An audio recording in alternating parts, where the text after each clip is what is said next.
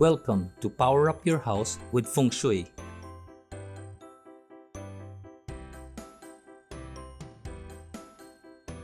In this video, we will discuss the top 3 Feng Shui house items that can help you accumulate wealth.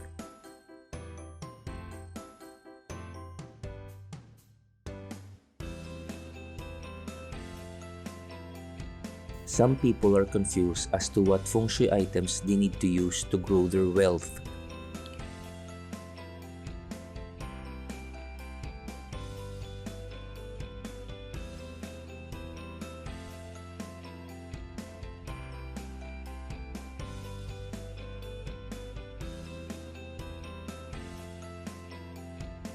If you trace Feng Shui's origin, you would know that the Kanyu masters would study the heavens and earth forms and didn't hand out crystals, tokens, and charms.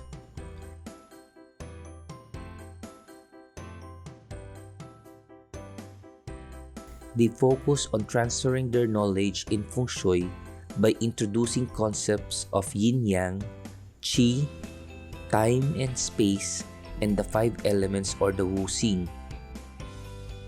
By applying these concepts, one can understand how to use them to gain prosperity in their lives. In our house, there are some common items that could trigger flow of good qi into our dwellings. Remember, qi is a life force energy that supports an individual in acquiring the good things in life such as good health, wealth, reputation, and career. These items I would share to you are so common but more potent than the tokens, charms, and crystals that you'd consider buying. However, this item's potency relies on the timing and direction of how they are introduced inside one's house.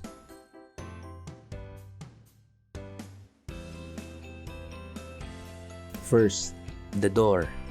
The door is part of Ming Tang, or Bright Hall, the place where external energy tends to accumulate at the front of your house.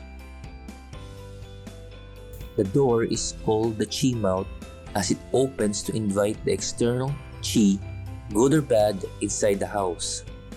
If the external features such as mountains or bodies of water are of good kind and produces good Qi, expect good and favorable outcomes for the residents of the house. But if negative energies or sa-chi such as poison arrows targets the door, expect misfortune, accidents, and even robbery to take place. Besides ensuring the external factors are good, the main entrance should be made into a space that is clean, clutter-free, and inviting for qi to linger and transverse throughout the house.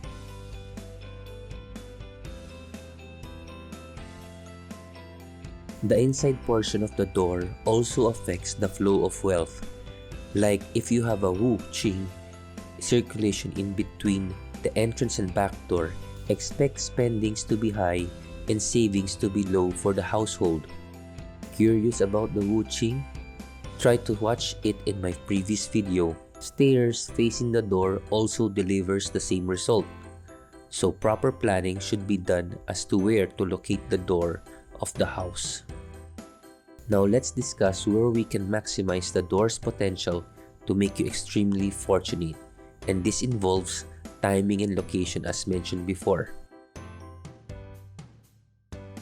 In the practice of flying star Feng Shui, annual stars 1, 8, 4, 6, and 9 are preferred to be seated on the direction of the door, as this continuously activates the good qi to flow inside the house.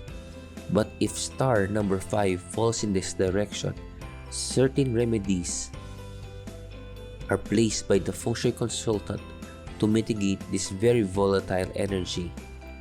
Now, flying star is not limited to just annual stars. A practitioner also considers the year the house is constructed. Knowing such information gives practitioner understanding as to what type of financial and relationship luck it brings to the owner of the house.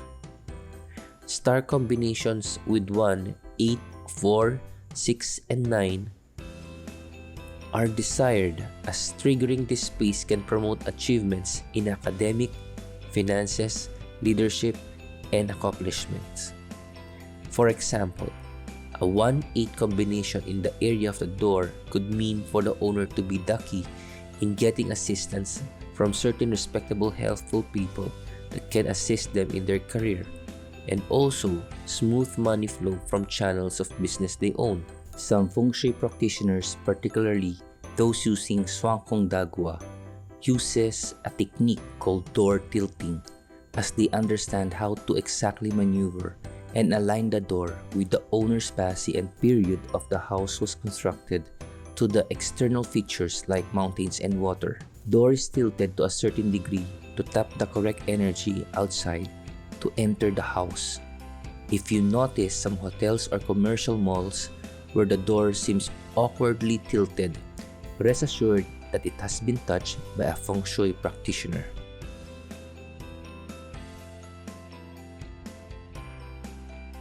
Number 2. Stove.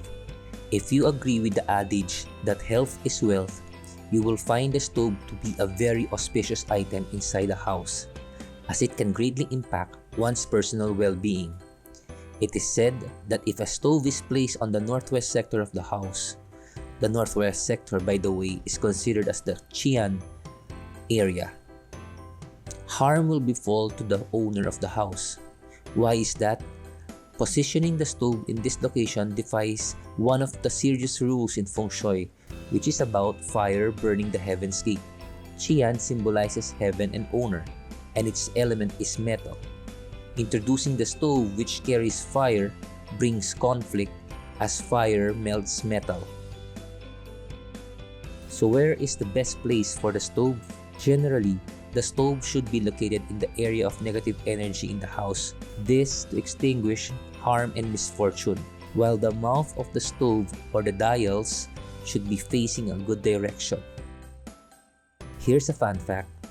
In earlier times, before electricity or gas, burning wood or coal was the major energy source for stoves. Earthen stoves were often left with a big frontal opening where wood or coal could be placed. The side where the opening faces is the fire door and is the facing direction of the stove. Should the stove face an unfavorable direction, the house's occupants may experience health problems.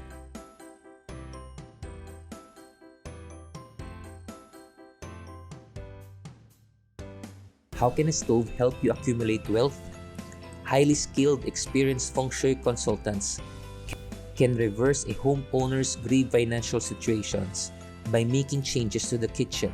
On a carefully selected date and time, the stove would be removed from its original direction and repositioned in a part of the house where the most negative energy is present, which is called the Wu Gui or the Five Ghosts sector.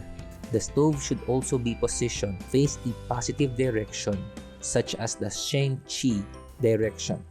In order for this to be effective, it must occur when the annual number star 8 enters the Wu Gui part of the house. Normally, the financial shift takes place in a few days and no later than half a month. Number 3. Aquariums. In Feng Shui, water is used to collect and stimulate qi, and aquariums are often used to achieve this purpose for aesthetic and practical reasons. In the use of aquariums, it is important to know if the house not only can accommodate your aquarium but can be safely placed where the water will not adversely affect the property and its qi. Up until 2043, the southwest, east, north, and southeast are safe sectors to locate your aquarium. If the flying star of the house and external formations are good, then this aquarium may well even help bring favorable qi and support you in your endeavors, especially in financial matters. How can an aquarium help you accumulate wealth? Well, for example, if you think you deserve a promotion and an opportunity arises for you to apply for one, then what you need is a right Feng Shui to improve your chances of actually landing the promotion. Here, a Feng Shui consultant can advise you to tap and activate the annual flying star number 9 in your home. Placing an aquarium in this sector at the right date and time can heavily pull luck into your favor. How many fishes?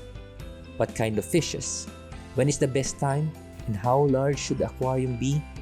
Those we will reserve in the next video. Until then, best of luck!